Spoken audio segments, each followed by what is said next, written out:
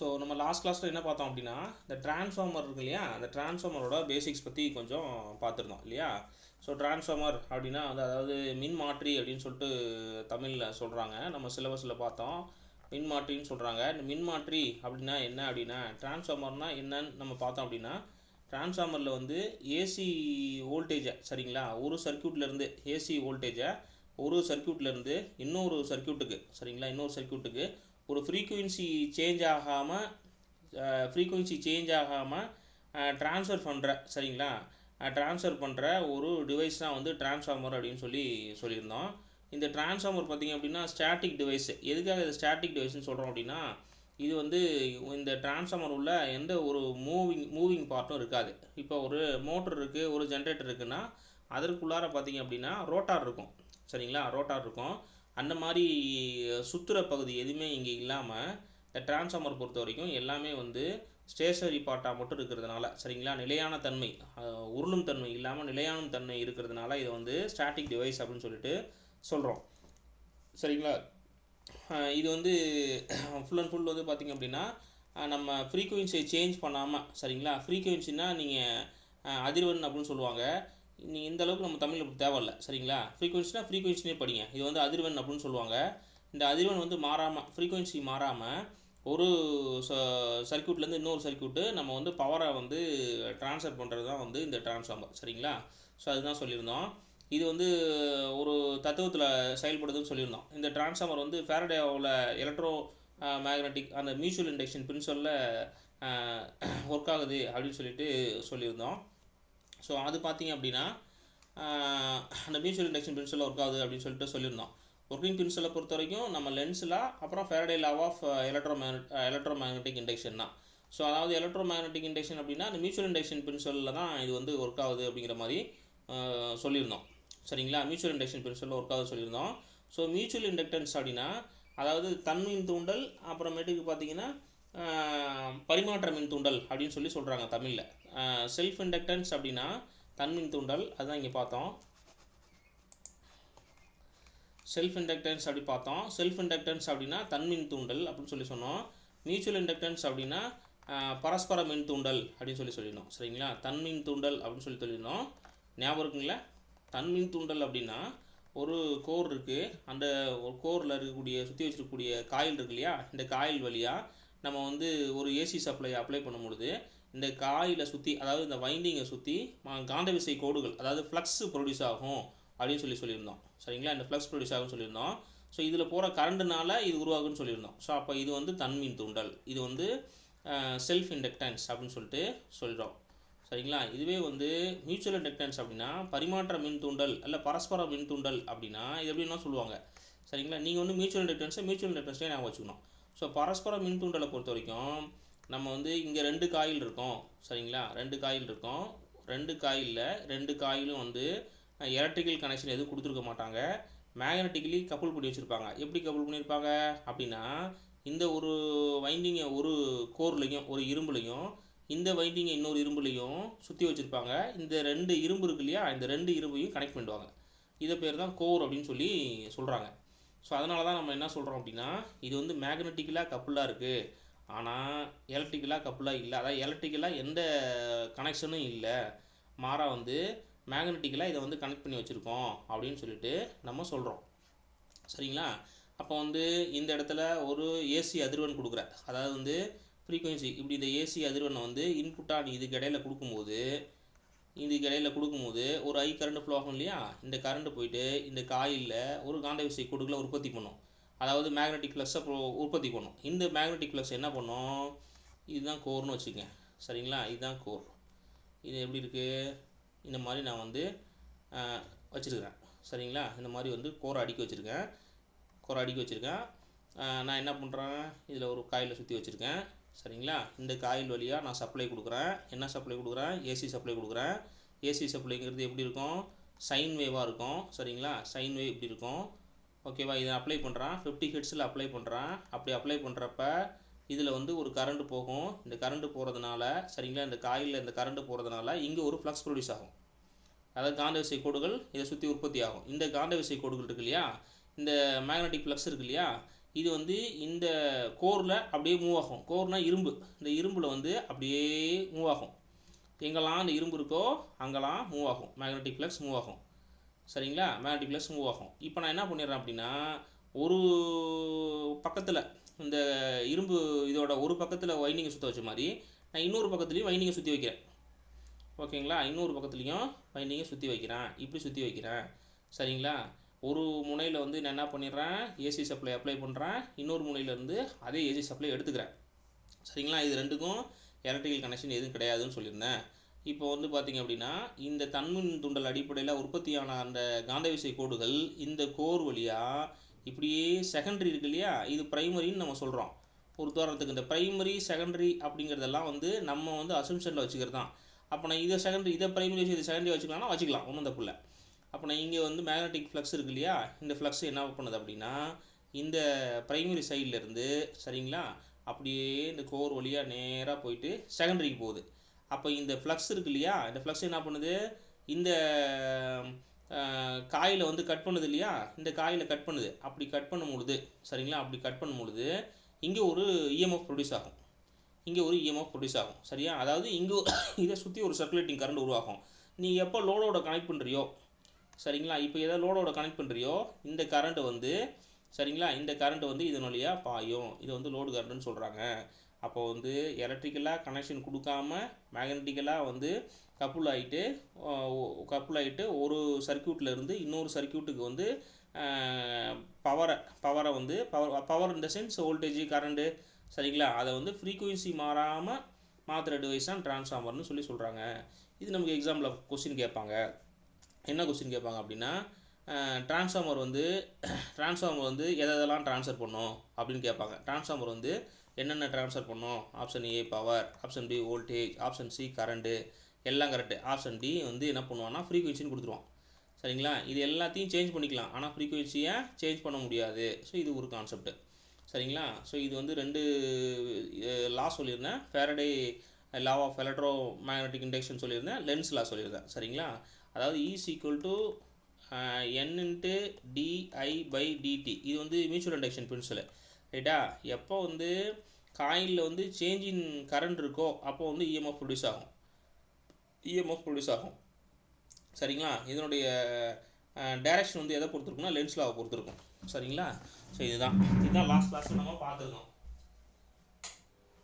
இது வரைக்கும் ஏதாவது சந்தேகம் இருக்கா உங்களுக்கு? யாருக்காவது இது வரைக்கும் சந்தேகம் இருக்குங்களா? ஓகே, ஸோ இப்போ வந்து நமக்கு வந்து ட்ரான்ஸ்ஃபார்மரில் வந்து என்னென்ன இருக்கும் அப்படிங்கிறத நம்ம பார்க்கணும். ஸோ ட்ரான்ஸ்ஃபார்மரில் வந்து எசென்ஷியலாக நம்ம என்னென்ன தேவைன்னு சொல்லியிருந்தோம் அப்படின்னா,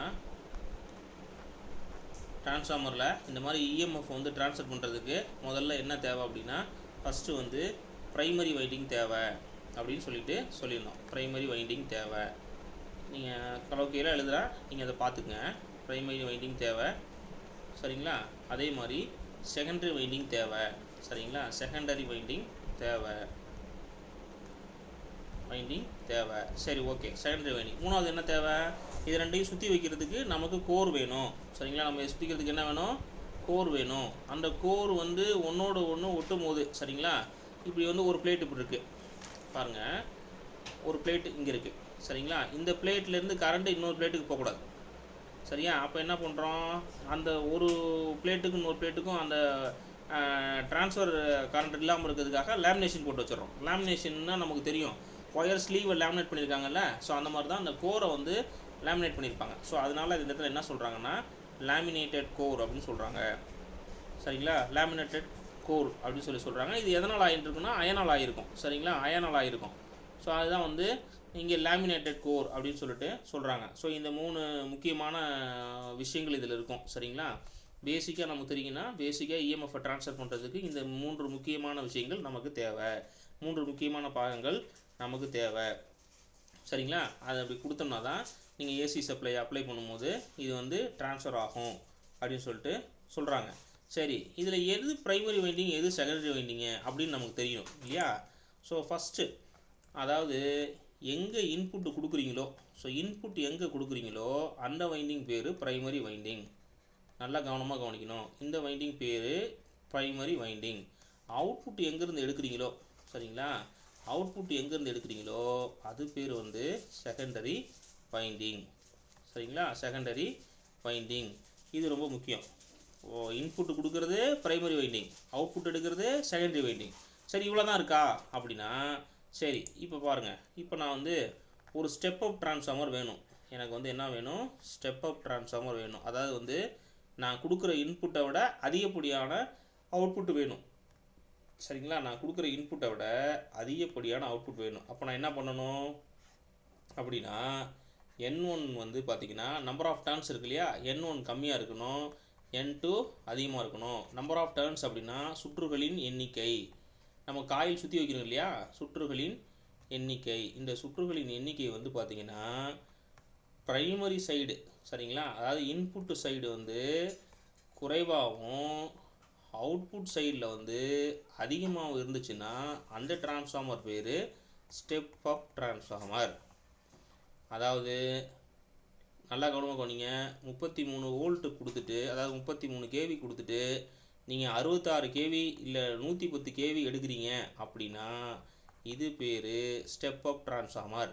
இல்லை 11 கேவி கொடுத்துட்டு, சரிங்களா, இன்புட்டில் 11 கேவி கொடுத்துட்டு அவுட்புட்டில் வந்து 33 கேவி எடுத்தீங்கன்னா இது பேர் ஸ்டெப் அப் டிரான்ஸ்ஃபார்மர். இதில் ஏதாவது சந்தேகம் இருக்குங்களா?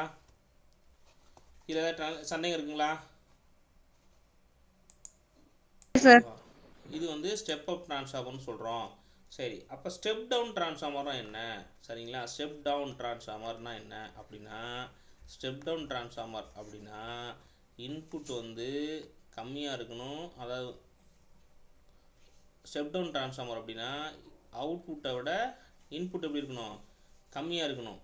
சரியா, அவுட்புட்டோட இன்புட் எப்படி இருக்கணும்? கம்மியாக இருக்கணும். சரிங்களா, அப்போ வந்து இன்புட் எப்படி இருக்கணும்? இப்போ வந்து ஸ்டெப் டவுன் அப்படின்னா, ஒரு உதாரணத்துக்கு ஸ்டெப் டவுன் அப்படின்னு வச்சுக்கோங்களேன். 33 கேவி நீங்கள் கொடுக்குறீங்கன்னா 11 கேவியாக நீங்கள் கம்மி பண்ணி கொடுத்தீங்க அப்படின்னா, சரிங்களா, கம்மி பண்ணி கொடுத்தீங்க அப்படின்னா அது வந்து ஸ்டெப் டவுன் டிரான்ஸ்ஃபார்மர். ஸோ இது எப்படி இருக்கும்?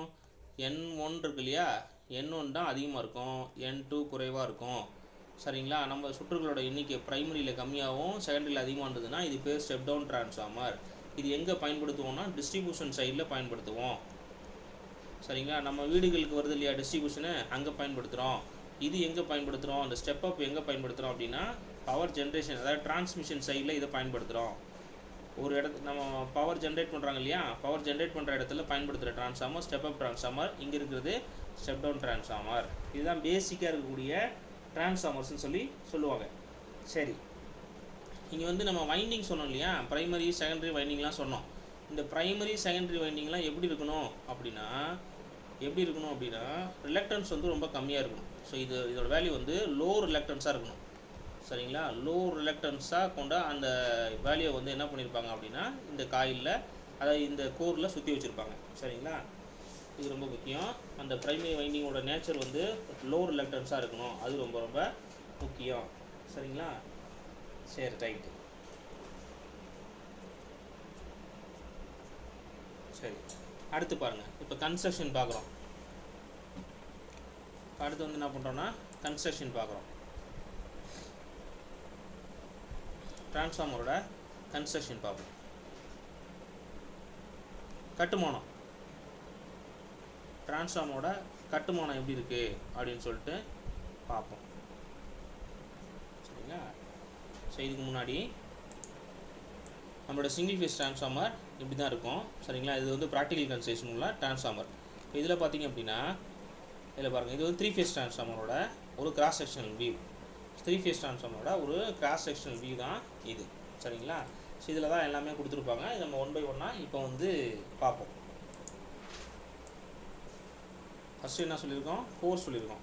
சரிங்களா, இந்த கோரை பொறுத்த மட்டும், சரிங்களா, இது என்ன இருக்கும் அப்படின்னா சிலிக்கான் ஸ்டீலாலாம் ஆயிருக்கும். சரிங்களா, ஒரு மெல்லிய சிலிக்கான் ஸ்டீலான ஆயிருக்கும். சரிங்களா, சிலிக்கான் ஸ்டீலான ஒரு ஸ்டீலால் இருக்கும். ஸோ இது பார்த்திங்க அப்படின்னா லேமினேட் பண்ணியிருப்பாங்க. சரிங்களா, இது வந்து லேமினேஷன் பண்ணியிருப்பாங்க. லேமினேஷனுக்கு முன்னாடி பார்த்திங்கன்னா ஒவ்வொரு இந்த ஸ்டீல் ராடும் பார்த்திங்கன்னா வார்னிஷ் பண்ணுவாங்க ஃபஸ்ட்டு. சரிங்களா, ஃபஸ்ட்டு வார்னிஷ் பண்ணுவாங்க. ஸோ அதுக்கப்புறம் தான் இன்சுலேஷனுக்காக அடுத்த கட்டமாக வந்து லேமினேட் பண்ணி வச்சுருப்பாங்க. சரிங்களா? இப்போ பார்த்தீங்க அப்படின்னா இந்த மாதிரி லேமினேஷன் பண்ணுறதுனால என்னவாகும் அப்படின்னா எட்டி கரண்ட் லாஸஸ் வந்து குறைக்கப்படும். சரிங்களா? எட்டி கரண்ட் லாஸஸ் வந்து என்ன பண்ணும் அப்படின்னா குறைக்கப்படும். ஸோ இதுதான் அந்த இடத்துல சொல்லுவாங்க. இதோட திக்னஸ் எப்படி இருக்கும் அப்படின்னு நமக்கு தெரிஞ்சுக்கணும். சரிங்களா? கோரை பொறுத்த மட்டும் ரொம்ப மெலிசான ஒரு சிலிக்கான் சீல் இருக்கும். இந்த சிலிக்கான் சீல் வந்து பார்த்திங்கன்னா லேமினேட் பண்ணியிருப்பாங்க. அது உள்ளே வந்து வார்னிஷும் அடித்து வச்சுருப்பாங்க. சரிங்களா? இந்த லேமினேஷன் எதுக்காக பண்ணுறாங்க அப்படின்னா லேமினேஷன் வந்து எதுக்காக பண்ணுறோம் அப்படின்னா எட்டி கரண்ட் லாஸஸை குறைக்கிறதுக்காக கோரை வந்து லேமினேட் பண்ணுறாங்க. சரிங்களா? பண்ணுறாங்க. ஸோ இதுக்கப்புறம் பார்த்திங்க அப்படின்னா இந்த லேமினேஷனோட திக்னஸ் இருக்கு இல்லையா, அந்த கனம்னு சொல்லுவாங்க. அந்த திக்னஸ் எவ்வளோ இருக்கும் அப்படின்னா 0.35 எம்லேருந்து சரிங்களா 0.5 mm வரைக்கும் இருக்கும். சரிங்களா? அந்த லேமினேஷன் வடிவம் இது என்னென்ன ஷேப்பில் இருக்கும் அப்படின்னா எல் ஷேப்பில் இருக்கும், இல்லைனா வந்து பார்த்திங்கன்னா இ ஷேப்பில் இருக்கும், அப்படி இல்லை பார்த்தோன்னா ஐ ஷேப்பில் இருக்கும். இது மூணில் ஏதாவது ஒன்று இருக்கும். சரிங்களா? எல் செக்ஷன்னா இந்த ஒரு எல் போடுவாங்க, அதே மாதிரி இந்த ஒரு எல் போடுவாங்க. அப்போ ரெண்டுக்கு இந்த பக்கம் ரிவர்ட் பண்ணுவாங்க, இங்கே ரிவர்ட் பண்ணுவாங்க, அப்போ ஜாயின் ஆகிடும். சரிங்களா? இப்போ வந்து இ செக்ஷன் அப்படின்னா இ செக்ஷனை தனியாக போட முடியாது. இ செக்ஷன் அதனோட சேர்த்து ஒரு ஐ செக்ஷன், அப்போ இந்த இடத்துல ரிவர்ட் பண்ணுவாங்க, மூணையும் இப்படி ரிவர்ட் பண்ணுவாங்க. ஸோ இதுதான் இந்த இடத்துல இவங்க வந்து நமக்கு வந்து சொல்லியிருக்கிறாங்க. சரிங்களா? சரி, இதுக்கப்புறம் வேறு எப்படி இருக்கும் அப்படின்னா சின்ன டிரான்ஸ்ஃபார்மர்லாம் இருக்குது இல்லையா, ரொம்ப சைஸ் சின்ன டிரான்ஸ்ஃபார்மர்லாம் பார்த்தீங்கன்னா அதனுடைய கோர் வந்து எப்படி இருக்குன்னா செவ்வக வடிவத்தில் இருக்கும். சின்ன டிரான்ஸ்ஃபார்மருக்கு செவ்வக வடிவத்தில் இருக்கும். சரிங்களா? பெரிய டிரான்ஸ்ஃபார்மருக்கு ஸ்கொயர் வடிவில் இருக்கும். இதெல்லாம் பரீட்சையில் கேள்வி கேட்பாங்க. சரிங்களா? இது வந்து சிறிய வகை டிரான்ஸ்ஃபார்மருக்கு இந்த கோர் வந்து செவ்வக வடிவமாக இருக்கும். இதே பெரிய வகை டிரான்ஸ்ஃபார்மருக்கு கோர் பார்த்திங்கன்னா ஸ்கொயர் வடிவில் இருக்கும். சரிங்களா? ஸ்கொயர் வடிவத்தில் இருக்கும். இது இருக்குன்னா பெரிய வகை டிரான்ஸ்ஃபார்மரில் இந்த மாதிரி இருக்கும். சரிங்களா? இதில் ஸ்டெப்புடு கோர் நிறைய சொல்லுவாங்க, ஸ்டெப்புடு கோர் அப்படிலாம் சொல்லுவாங்க. ஸோ அதெல்லாம் நமக்கு தேவையில்லை. ஸோ இதுக்கப்புறம் பார்த்திங்க அப்படின்னா இந்த டைப்ஸ் ஆஃப் டிரான்ஸ்ஃபார்மரில் இந்த கோரை பொறுத்து ரெண்டு வகையாக நமக்கு பிரிக்கிறாங்க. இந்த கோரை பொறுத்து சரிங்களா, இந்த கோரோட அமைப்பை பொறுத்து நமக்கு வந்து டிரான்ஸ்ஃபார்மரை ரெண்டாக பிரிக்கிறாங்க. என்னவா பிரிக்கிறாங்க? சரிங்களா? என்னவா பிரிக்கிறாங்க? டிபெண்ட்ஸ் அப்பான் கோரை பொறுத்து சரியா ரெண்டு வகையாக பிரிக்கிறாங்க. அதாவது இந்த அமைப்பை பொறுத்து, கோரோட அமைப்பை பொறுத்து சரிங்களா, டிரான்ஸ்ஃபார்மரில் கோரோட அமைப்பை பொறுத்து ரெண்டு வகையாக பிரிக்கிறாங்க. என்ன மாதிரி ரெண்டு வகையாக பிரிக்கிறாங்க அப்படின்னா ஒன்று வந்து கோர் டைப் டிரான்ஸ்ஃபார்மர்னே பிரிக்கிறாங்க. சரியா? கோர் டைப் டிரான்ஸ்ஃபார்மர்னே பிரிக்கிறாங்க. இன்னொன்று வந்து ஷெல் டைப் டிரான்ஸ்ஃபார்மர் அப்படின்னு சொல்லிட்டு பிரிக்கிறாங்க. Core type, shell type. அது என்ன கோர் டைப், அது என்ன ஷெல் டைப்பு, இதுதான் கான்செப்ட். சரிங்களா? இது எக்ஸாம்பிள் கேள்வி கேட்பாங்க. இது என்ன கோர் டைப், ஷெல் டைப்பு? இந்த கோரோட அமைப்பை பொறுத்து தான் ரெண்டாக பிரிக்கிறோன்னு சொல்லியிருக்கோம். அப்போ அமைப்பு எப்படி இருக்கும் அப்படின்னு சொல்லிட்டு நமக்கு தெரியணும் இல்லையா? அதாவது இந்த கோர் அப்படிங்கிறது பார்த்திங்க அப்படின்னா எப்படி இருக்கும் அப்படின்னா நான் போட்டு காட்டினேன் இல்லையா, இந்த மாதிரி தான் இருக்கும். ஸோ இதுங்க என்ன பண்ணியிருப்பாங்க அப்படின்னா இந்த வைண்டிங்கை வந்து இந்த கோர் மேலே சுற்றி வச்சுருப்பாங்க. நல்லா கவனமாக கவனிக்கணும். வைண்டிங்கை இந்த கோரில் சுற்றி வச்சுருப்பாங்க. அப்போ இது கோர் டைப். வைண்டிங்கை கோரில் சுற்றி வச்சா இது வந்து கோர் டைப் டிரான்ஸ்ஃபார்மர். இதுவே வைண்டிங் ஸ்டாண்டர்டாக இருக்கும். சரிங்களா? வைண்டிங் ஸ்டாண்டர்டாக இருக்கும். நல்லா கவனமாக கவனிங்க. வைண்டிங் ஸ்டாண்டர்டாக இருக்கும். அதை மேலே கோரை வச்சாங்கன்னா அது வந்து என்ன அப்படின்னா ஷெல் டைப் டிரான்ஸ்ஃபார்மர். ஒரு உதாரணத்துக்கு இங்கே பாருங்கள், வைண்டிங் இருக்குது, இது ப்ரைமரி வைண்டிங். ஸோ இதே மாதிரி இப்போ வந்து இவங்க போட்டு காட்டிடுறாங்க. இது ஷெல் டைப் டிரான்ஸ்ஃபார்மர். இது என்ன டைப்பு? Shell type. இது எப்படி இருக்கும் அப்படின்னா இந்த மாதிரி இருக்கும். ஸோ இது என்ன பண்ணுவாங்க அப்படின்னா இந்த ஷெல் டைப் டிரான்ஸ்ஃபார்மர்னால் இந்த சென்ட்ரல் லிம்பில் சரிங்களா, இது ப்ரைமரி, இது வந்து இப்படி சுற்றி வச்சுருப்பாங்க. சரிங்களா? இது வந்து ஷெல் டைப் டிரான்ஸ்ஃபார்மர். இப்போ கோர் டைப் டிரான்ஸ்ஃபார்மர் என்ன அப்படின்னா கோரை சுற்றி வைண்டிங் இருந்தால் அது core type transformer. Shell type டிரான்ஸ்ஃபார்மர்னால் வைண்டிங்கை சுற்றி கோர் இருந்தால் சரிங்களா, வைண்டிங்கை சுற்றி கோர் இருந்தால் சரிங்களா, கோர் இருந்தால் அது ஷெல் டைப்பு. கோரை சுற்றி வைண்டிங் இருந்ததுன்னா சரிங்களா, கோரை சுற்றி வைண்டிங் இருந்தால் அது பேர் வந்து கோர் டைப் டிரான்ஸ்ஃபார்மர். ரைட்டு? இதில் வந்து மேக்னெட்டிக் ஃப்ளக்ஸ் பாத் வந்து ஒன்று தான் இருக்கும். இதுதான் இருக்கும். ஆனால் இதில் மேக்னெட்டிக் ஃப்ளக்ஸ் பாத் எப்படி இருக்கும்னா 2 இருக்கும். பாருங்கள், இங்கேருந்து உற்பத்தி ஆகிறது இந்த ஒரு வழியாகவும், சரிங்களா, இந்த ஒரு வழியாக போகும். அப்புறமா பார்த்தீங்க அப்படின்னா இந்த பக்கம் ஒரு வழியாக போகும். அப்போ வந்து 2 ஃப்ளக்ஸ் பாத் இருக்கும். முன்னாடி சொன்னதில் ஒரு ஃப்ளக்ஸ் பாத் இருக்கும், இதில் வந்து 2 ஃப்ளக்ஸ் பாத் இருக்கும். ஃப்ளக்ஸ் பாத் ஒன்று தான் இருக்கும், இங்கே 2 ஃப்ளக்ஸ் பாத் இருக்கும். சரி, இந்த ஒரு ஃப்ளக்ஸ் பாத்து 2 ஃப்ளக்ஸ் பாத்தெல்லாம் நீங்கள் சொல்கிறதெல்லாம் கரெக்டு. நம்ம எங்கே பயன்படுத்துகிறோம், என்னவா, இது எதுக்காக பயன்படுத்துகிறோம், சரியா, அது ரொம்ப முக்கியம். இதுதான் ரொம்ப ரொம்ப முக்கியம்.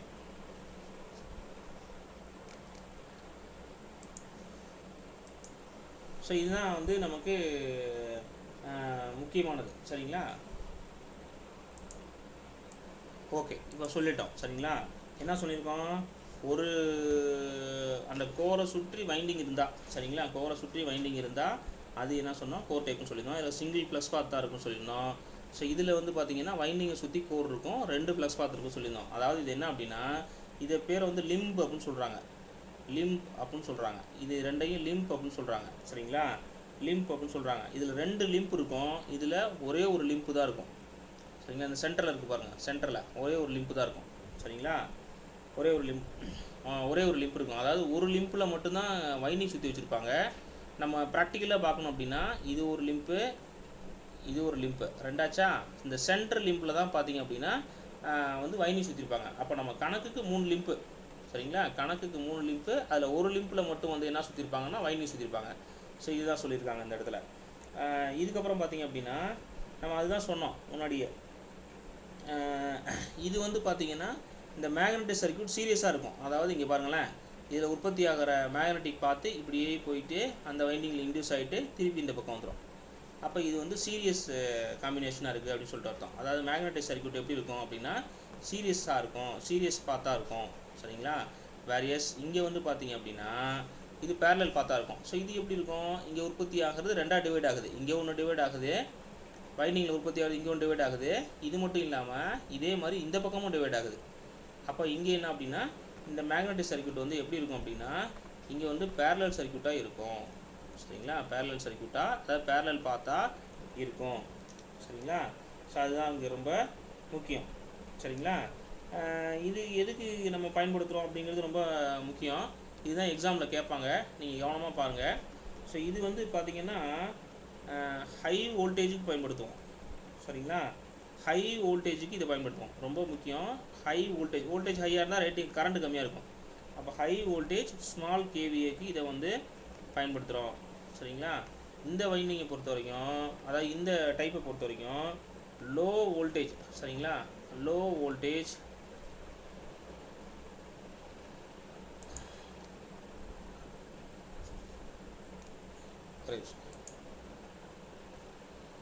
ஸோ லோ வோல்டேஜ் சரிங்களா, லார்ஜ் கேவிஏக்கு பயன்படுத்துகிறோம். சரிங்களா, அப்போ வந்து கேவிஏ ரேட்டிங் அதிகமாக இருந்துச்சு அப்படின்னா நம்ம வந்து ப்ராக்டிக்கல் டிரான்ஸ்ஃபார்மர் வந்து கேவிஏ தான் சொல்லுவோம், கேவிஏ தான் அதிகமாக இருக்குன்னு சொல்லுவோம். 66 கேவிஏ, 110 கேவிஏ அப்படின்லாம் சொல்கிறோம் இல்லையா. இதெல்லாம் அப்போ வந்து என்ன டைப் டிரான்ஸ்ஃபார்மர்னால் ஷெல் டைப் டிரான்ஸ்ஃபார்மர்னு அர்த்தம். சரிங்களா, இது என்ன அர்த்தம் அப்படின்னா செல் டைப் டிரான்ஸ்ஃபார்மர் அப்படின்னு சொல்லிட்டு அர்த்தம். இதில் என்ன பண்ணுவாங்க அப்படின்னா இந்த செல் டைப்பை பொறுத்த வரைக்கும் என்ன பண்ணுவாங்க அப்படின்னா அந்த சென்டர் லிம்ப்புன்னு சொன்னேன் இல்லையா, இப்படி ஒரு சென்டர் லிம்ப்புன்னு சொன்னேன் இல்லையா, இந்த சென்டர் லிம்புக்கு உள்பகுதியில் எல்வியும் எல்வி சைடும், சரிங்களா, உள்பக்கத்தில் வந்து லோ வோல்டேஜ் காயிலும், சரிங்களா, வெளிப்பக்கமாக வந்து ஹை வோல்டேஜ் காயிலும் பண்ணுவாங்க, சுற்றி வச்சுருப்பாங்க. சரிங்களா, எல்வி உள்ளே இருக்கும், ஹெச்வி வெளியே இருக்கும். இதான் இது ஒரு கான்செப்ட். ஓகேங்களா, வேறு என்ன இது இருக்குது, அதாவது இங்கே பாருங்கள், ஸோ இந்த இடத்துல படம் போட்டிருக்கோம் இல்லையா. ஸோ இந்த படத்தில் எடுத்து காட்டுறேன். இப்போ பாருங்கள். சரிங்களா, இப்போ பாருங்கள், இந்த கோர் டைப் செல் டைப் நான் சொன்ன விஷயங்கள்லாம் புரியும். ஸோ இந்த இடத்துல பார்த்தீங்கன்னா லேமினேட்டட் கோர் இருக்குது. சரிங்களா, எங்கே இருக்குது லேமினேட்டட் கோரு, இங்கே பாருங்கள், இதெல்லாம் லேமினேட்டட் கோர். சரிங்களா, இதெல்லாம் இ செக்ஷன், ஐ செக்ஷன், இதில் எல் செக்ஷன் வச்சுருக்காங்க. இப்போ எல் செக்ஷன் இப்படி வச்சுருக்காங்க, ஒன்று வந்து அடிக்கடிக்கு வச்சுருக்காங்க, லேமினேஷன் பண்ணியிருக்காங்க. இப்போ நான் என்ன பண்ணிடுறேன், அந்த உள்ள க்ரீன் கலர் இருக்கு இல்லையா, ஸோ அந்த க்ரீன் கலர் பார்த்தீங்க அப்படின்னா லோ வோல்டேஜ் ப்ரைமரி. சரிங்களா, இதே வந்து அவுட்டரில் இருக்க ரெட் கலர் வந்து ஹை வோல்டேஜ் வந்து ப்ரைமரி. அதே மாதிரி இந்த பக்கம் low voltage secondary, high voltage secondary, இந்த மாதிரி தான் சுற்றி வைப்பாங்க. இதுக்கு என்ன அர்த்தம் அப்படின்னா, நம்ம அந்த கோருக்கு பக்கத்தில் லோ வோல்டேஜ் தான் வைக்கணும். எதுக்காக அப்படின்னா இன்சுலேஷன் ஃபெயிலியர் ஆகாமல் இருக்கிறதுக்காக வைக்கிறது தான் அந்த கான்செப்ட்டு.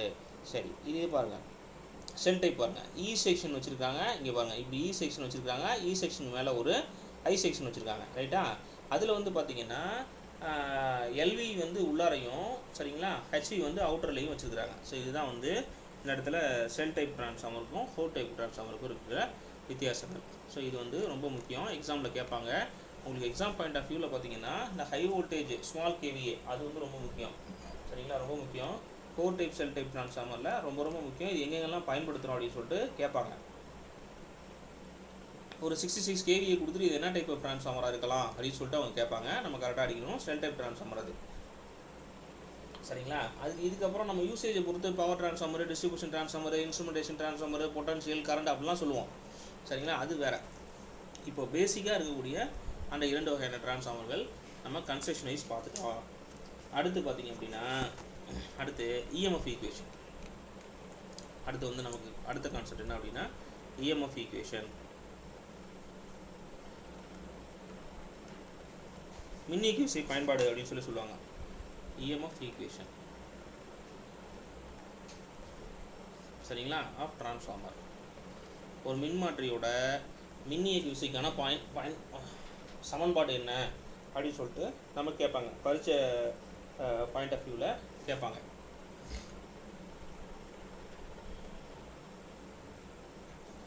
சரிங்களா. சரி, இப்போ அதுக்கு முதல்ல நமக்கு என்ன தெரிஞ்சிருக்குன்னா, நம்ம அப்ளை பண்ணுற இன்புட் என்ன அப்படின்னு சொல்லிட்டு நம்ம தெரிஞ்சுக்கணும். ஸோ நம்ம அப்ளை பண்ணுற இன்புட் என்ன, நம்ம என்ன பண்ணுறோம், சைன் வேவ் அப்ளை பண்ணுறோம் இல்லையா. நம்ம என்ன பண்ணுறோம், ஒரு சைன் வேவ் அப்ளை பண்ணுறோம். அதாவது வந்து இந்த மாதிரி ஒரு சைன் வேவ் அப்ளை பண்ணுறோம். இந்த சைன் வேவ், இந்த எக்ஸ் ஆக்சிஸ், இது எக்ஸ் ஆக்சிஸு, இது பேர் வந்து ஒய் ஆக்சிஸு. நான் டே ஒன்லேயே சொன்னேன், எக்ஸ் ஆக்சிஸ் வந்து டைமை குறிக்கும், ஒய் ஆக்சிஸ் வந்து ஆம்பிளிடியூடை குறிக்கும் அப்படின்னு சொல்லிட்டு சொன்னேன், சரிங்களா. இந்த எக்ஸ் ஆக்சிஸை பொறுத்த மட்டும் டைமுன்னு சொல்லிட்டேன். பை இது வந்து ரேடியனில் கொடுத்துருப்பாங்க. இது வந்து பை, இது வந்து 2π, சரிங்களா. ஸோ இது வந்து ஃப்ளக்ஸு, ப்ளஸ் வந்து இது மேக்ஸிமம், இந்த இடத்துல பாசிட்டிவ் மேக்ஸிமம், இந்த இடத்துல நெகட்டிவ் மேக்ஸிமம். அப்போ ஓவராலாக வந்து பாசிட்டிவ் நெகட்டிவ் எவ்வளோ இருக்கும் அப்படின்னா பீக் டு பீக் வந்து 2πm இருக்கும், சரிங்களா. எவ்வளோ இருக்கும் அப்படின்னா 2πm இதில் இருக்கும், 2πm இருக்கும். சரி, ரைட்டு. இப்போ வந்து நம்ம இது பார்க்கணும், டைம் பார்க்கணும், சரிங்களா. இது வந்து எஃப்னு சொல்லிட்டேன். அதாவது நம்ம எக்ஸ் ஆக்சிஸ் வந்து டைம் டொமைன் சொல்லியிருந்தோம். ஸோ இதை பொறுத்த வரைக்கும் இந்த மேக்ஸிமம் பீக் இருக்கு இல்லையா, இந்த மேக்ஸிமம் பீக்கு, ஸோ இது எப்போ நடக்கும் அப்படின்னா, இந்த மேக்ஸிமம் பீக் எப்போ நடக்கும் அப்படின்னா, இதை ஃபுல் வேவை நீங்கள் 1ன்னு வச்சுக்கிட்டிங்கன்னா இது வந்து பாதி, அப்போ 1/2. இது என்ன இதில் அதுவும் பாதி, அப்போ 4ல் 1 பங்குல இருக்கப்போ தான், ஸோ அப்போ 4ல் 1 பங்குல இருக்கும்போது தான் மேக்ஸிமம் வந்து இருக்கும், சரிங்களா. அப்போ என்ன அர்த்தம்,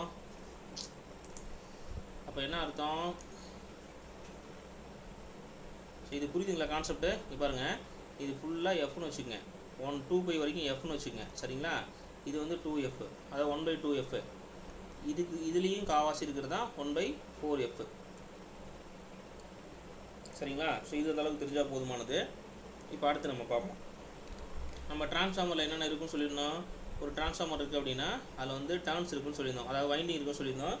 N1ங்கிறது ப்ரைமரி வைண்டிங், அதாவது ப்ரைமரி சுற்றுகள், அதாவது ப்ரைமரி டர்ன்ஸ்னு சொல்லுவாங்க. அப்போ N2, இப்போ N1 இந்த பக்கம்னா அப்போ N2ங்கிறது செகண்டரி சுற்றுகள், சரிங்களா. சரி, வேறு என்ன இருக்கும் இந்த இடத்துல, நம்ம படத்தில் என்ன பார்க்குறோம், πmனு பார்க்குறோம், சரிங்களா. πm பார்க்குறோம். அப்போ πmனா என்ன, மேக்ஸிமம் ஃப்ளக்ஸு, அதாவது வந்து மேக்ஸிமம் ஃப்ளக்ஸு, அந்த காந்த விசை கோடுகள் எவ்வளோ அதிகமாக இருக்குது அப்படின்னு பார்க்குறது, சரிங்களா. மேக்ஸிமம் ஃப்ளக்ஸு இந்த இடத்துல சொன்னேன் இல்லையா, மேக்ஸிமம் ஃப்ளக்ஸு, இது வந்து பாசிட்டிவ் மேக்ஸிமம் ஃப்ளக்ஸு, இது வந்து நெகட்டிவ் மேக்ஸிமம் ஃப்ளக்ஸு, சரிங்களா. வேறு என்ன நமக்கு தெரியும், எஃப் இதில் தெரியும். எஃப்னா வந்து ஃப்ரீக்குவென்சி, அதிர்வெண் அப்படின்னு சொல்லி சொல்கிறாங்க. இதில் வேறு ஏதாவது தெரியுமான்னா தெரியாது, சரிங்களா. சரி, இப்போ இஎம்எஃப் இஎம்எஃபோட ஃபார்முலா எப்படி கண்டுபிடிக்கிறதுன்னு பார்ப்போம். இப்போ நம்ம டிரான்ஸ்ஃபார்மர் எதன் அடிப்படையில் வேலை செய்யுதுன்னு சொல்லியிருக்கோம். ஃபேரடேயோட அந்த மியூச்சுவல் இண்டக்ஷன் பிரின்சிபல் ஒரு கதை சொல்லியிருக்கோம். அப்போ ஃபேரடே என்ன சொல்லியிருக்காரு அப்படின்னா, ஃபேரடே விதிப்படி, சரிங்களா, ஃபேரடே விதிப்படி என்ன சொல்கிறாங்க அப்படின்னா, இப்போ வந்து ஆவரேஜ் இன்டியூஸ்டு இஎம்எஃப் அப்படிங்கிறது, சரிங்களா, அதாவது ஆவரேஜ் இன்டியூஸ்டு இஎம்எஃப், இன்டியூஸ்னால் வந்து தன்மின் தூண்டல் தான், மின் தூண்டல் அடிப்படையில் உருவாகக்கூடிய அந்த மின்னியக்கு விசை அப்படிங்கிறது, சரிங்களா, ஒரு டனுக்கு ஒரு சுற்றுக்கு எப்படி இருக்கும்னு சொல்லியிருக்கோம் அப்படின்னா, நான் ஏற்கனவே சொன்னேன் rate of change of flux in 1 second அப்படின்னு சொல்லி சொன்னேன்.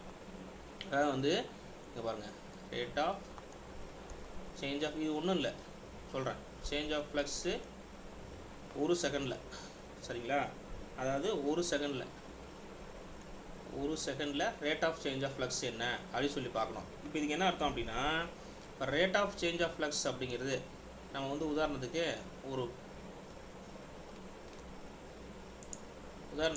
இப்போ வந்து நம்ம இந்த ரேட் ஆஃப் சேஞ்ச் ஆஃப் ஃப்ளக்ஸ்னால் நமக்கு ஆல்ரெடி தெரியும், dπ/dt, ரைட்டா, நமக்கு ஏற்கனவே தெரியும். இந்த ஃப்ளக்ஸ் சேஞ்ச் இன் ஃப்ளக்ஸுங்கிறது என்னது, ரேட் ஆஃப் சேஞ்ச் ஆஃப் ஃப்ளக்ஸுங்கிறது டைமை பொறுத்து கொடுக்குற டைமில் எவ்வளோ ஃப்ளக்ஸு சேஞ்ச் ஆகுது அதை பொறுத்து தான். இப்போ dπயோட வேல்யூ என்ன, dtயோட வேல்யூ என்ன, இதை சப்ஸ்டியூட் பண்ணால் நமக்கு ஆன்சர் வந்துடும், சரிங்களா. ஸோ இங்கே வந்து dπங்கிறது நம்ம ஒரு உதாரணத்துக்கு பையம்னு எடுத்துக்கிட்டோம்னா டிடியை பொறுத்த வரைக்கும் இங்கே சேஞ்ச் இன் டைமை பொறுத்த வரைக்கும் 4/1 இங்கேயே சொல்லிட்டோம். இங்கே பாருங்கள், ஒரு சைன் வேவ் இப்படி போட்டால் இந்த சைன் வேவில் வந்து மேக்ஸிமம் எப்போ அச்சீவ் ஆகுது அப்படின்னு பார்க்குறோம். இந்த இடத்துல தான் மேக்ஸிமம் அச்சீவ் ஆகுது. அப்போ இதோடைய மதிப்பு என்ன அப்படின்னு பார்க்குறோம். இது ஃபுல்லாக இருக்கிறது எஃப் அப்படின்னா இது வந்து 1/2, இது வந்து 1/4, சரிங்களா. அப்போ இந்த இடத்துல தான் வந்து நமக்கு மேக்ஸிமம் கிடைக்குது. அப்போ 1/4 எஃப். இப்போ இந்த இடத்துல நம்ம என்ன சொல்கிறோம், 1/4 எஃப், சரிங்களா. ஸோ அப்போ என்ன ஆகிடும் இந்த இடத்துல 4f வந்து மேலே போயிடும், 4f/m வந்துடும். அப்போ ஆவரேஜ் இன்டியூஸ்டு இஎம்எஃப் அப்படிங்கிறது 4f/m. ஸோ இதில் ஃபார்ம் ஃபேக்டர் அப்படின்னு சொல்லிட்டு ஒன்று சொல்கிறாங்க. ஸோ ஃபார்ம் ஃபேக்டர் அப்படின்னா RMS value divided by average value, சரிங்களா. இதெல்லாம் வந்து ஃபார்முலா தான், நம்ம ஒன்றும் பண்ண முடியாது. RMS value by average value. So நம்ம இப்போ வந்து ஆர்எம்எஸ் வேல்யூங்கிறது சைன் வேவோட ஆர்எம்எஸ் வேல்யூ பார்த்திங்க அப்படின்னா இந்த ஃபார்ம் ஃபேக்டர் வேல்யூ பார்த்திங்க அப்படின்னா 1.11 இருக்கும் சைன் வேவுக்கு, சரிங்களா. ஸோ அதனால் வந்து நம்ம இப்போ கண்டுபிடிக்க போகிறோம். ஸோ இப்போ நமக்கு என்ன வேணும் அப்படின்னா ஆர்எம்எஸ் வேல்யூ தான் வேணும். ஸோ இப்போ ஆர்எம்எஸ் வேல்யூ வேணும் அப்படின்னா 1.11 இன்ட்டு ஆவரேஜ் வேல்யூ. நம்ம ஆவரேஜ் வேல்யூ கண்டுபிடிச்சி வச்சுருக்கோம். அப்போ வந்து 4.44 f/m இதுதான் ஆர்எம்எஸ் வேல்யூ, சரிங்களா. இது ப்ரைமரி டேனுக்கு வேணும் அப்படின்னா, சரிங்களா, ப்ரைமரியில் ஒரு தூண்டல் நடக்குது அப்படின்னா, சரிங்களா, ப்ரைமரி சைடில் தூண்டல் நடக்குது இல்லையா. ப்ரைமரியில் தூண்டல் நடக்கிறது வந்து பார்த்திங்கன்னா எவ்வளோ டர்ன்ஸில் நடக்கும், N1 டர்ன்ஸில் நடக்கும். அப்போ வந்து பார்த்திங்கன்னா அப்போ அங்கே இருக்கக்கூடிய இஎம்எஃப் ஈக்குவேஷன் E1 = அதாவது ஆர்எம்எஸ் வேல்யூ இருக்கு இல்லையா, அந்த வேல்யூ இஎம்எஃப் ஈக்குவேஷன் இருக்கு இல்லையா, அந்த வேல்யூ வந்து 4.44 into f into πm into N1, சரியா. இதே செகண்டரியில் இருந்துச்சு அப்படின்னா இதனோட யூனிட் என்ன, இஎம்எஃபோட யூனிட் என்ன, வோல்ட்டு, சரிங்களா. இதே செகண்டரியில் இருந்துச்சுன்னா செகண்டரியில் என்ன வைண்டிங் இருக்கும், N2 இருக்கும். செகண்டரியில் என்ன இருக்கும், N2 இருக்கும். அப்போ E2 = 4.44 into f into πm into N2. So இதிலேருந்து தான் உங்களுக்கு கணக்கு கேட்பாங்க. இதில் வந்து என்ன கேட்பாங்கன்னா கணக்கு கேட்பாங்க. அப்போ நீங்கள் என்ன தெரிஞ்சுக்கணும் அப்படின்னா இஎம்எஃப் ஈக்குவேஷன் ஆஃப் டிரான்ஸ்ஃபார்மர் என்ன அப்படின்னா ஒரு மின்மாற்றியோட மின்னியக்கு விசைக்கான ஃபார்முலா என்ன அப்படின்னா ப்ரைமரி சைடாக இருந்தது அப்படின்னா ப்ரைமரி சைடுனா E1, செகண்டரி சைடுனா E2. அப்போ primary சைடுனா 4.44 f/m into N1, secondary சைடுக்கு மின் இக்யூசிக்கான ஃபார்முலா 4.44 எஃப் பைஎம் என்2. மின் இக்யூசிக்கு வந்து யூனிட்டு வோல்ட்ஸு. சரிங்களா, வோல்ட்ஸு. இது ரொம்ப ரொம்ப ரொம்ப முக்கியம். இது வந்து எக்ஸாமில் அடிக்கடி உங்களுக்கு கணக்கு கேட்டுக்கிட்டே இருப்பாங்க. சரிங்களா, அடிக்கடி கணக்கு கேட்டுக்கிட்டே இருப்பாங்க. ரொம்ப ரொம்ப ரொம்ப ரொம்ப முக்கியம். இதில் ஏதாவது சந்தேகம் இருக்குங்களா? சரி, அடுத்து பாருங்கள். அடுத்து வந்து இதுக்கப்புறம் நெக்ஸ்ட் கான்செப்ட் என்ன, வோல்டேஜ் ரேஷியோ அப்படிங்கிறது. சரி, வோல்டேஜ் ரேஷியோ அப்படின்னா என்ன, இது பரீட்சையில் கேட்பாங்க. வோல்டேஜ் ரேஷியோ ரொம்ப இம்பார்ட்டன்ட். ஒவ்வொரு டிரான்ஸ்ஃபார்மருக்கும் டிரான்ஸ்ஃபார்மர் பொறுத்த மட்டும் டிரான்ஸ்ஃபர்மேஷன் ரேஷியோ அப்படிங்கிறது ரொம்ப ரொம்ப முக்கியம். இந்த டிரான்ஸ்ஃபர்மேஷன் ரேஷியோ அப்படின்னா என்ன, இல்லை வோல்டேஜ் ரேஷியோனா என்ன அப்படின்னா பாருங்க, டிரான்ஸ்ஃபர்மேஷன் ரேஷியோ அப்படின்னு சொல்லுவாங்க. இதோடைய வேல்யூ வந்து கே அப்படின்னு சொல்லிட்டு சொல்லுவாங்க. டிரான்ஸ்ஃபர்மேஷன் ரேஷியோ இது வந்து கே அப்படின்னு சொல்லிட்டு சொல்லுவாங்க. இதனுடைய வேல்யூ என்ன அப்படின்னு நம்ம பார்க்கணும். இது என்ன அப்படின்னா, இந்த செகண்டரியோட இஎம்எஃப்க்கும், சரிங்களா, அதாவது செகண்டரியில் தூண்டக்கூடிய இஎம்எஃபோட மதிப்புக்கும் ப்ரைமரியில் இன்டியூஸ் ஆகக்கூடிய இஎம்எஃபோட மதிப்புக்கும் இடையே உள்ள விகிதம் தான் வந்து டிரான்ஸ்ஃபர்மேஷன் ரேஷியோ. சரிங்களா, செகண்டரி வைண்டிங்கில் நல்லா கவனமாக கவனிங்க. செகண்டரி வைண்டிங்கில் தூண்டப்படக்கூடிய இஎம்எஃபோட மதிப்புக்கும், சரிங்களா, E2 என்ன அர்த்தம், செகண்டரி. சரிங்களா, செகண்டரி வைண்டிங்கில் தூண்டக்கூடிய இஎம்எஃபோட மதிப்புக்கும் ப்ரைமரியில் தூண்டக்கூடிய இஎம்எஃப் அதாவது வந்து மின்னியக்கு இடையே உள்ள அந்த விகிதம், அதுதான் வந்து என்ன சொல்கிறாங்கன்னா டிரான்ஸ்ஃபர்மேஷன் ரேஷியோ அப்படின்னு சொல்கிறாங்க. நம்ம ஆல்ரெடி நம்ம இஎம்எஃப் ஈக்குவேஷன் தெரியும், E1 என்னன்னு தெரியும், E2 என்னன்னு நமக்கு தெரியும். இப்போ இதை சப்ஸ்டியூட் பண்ணி பார்க்குறோம். சப்ஸ்டியூட் பண்ணி பார்க்குறோம். அப்போ E2ஓட மதிப்பு என்னவாக இருக்கும், E2ஓட மதிப்பு மின்னியக்கு பார்த்தீங்க அப்படின்னா 4.44 into f into phi m into N2.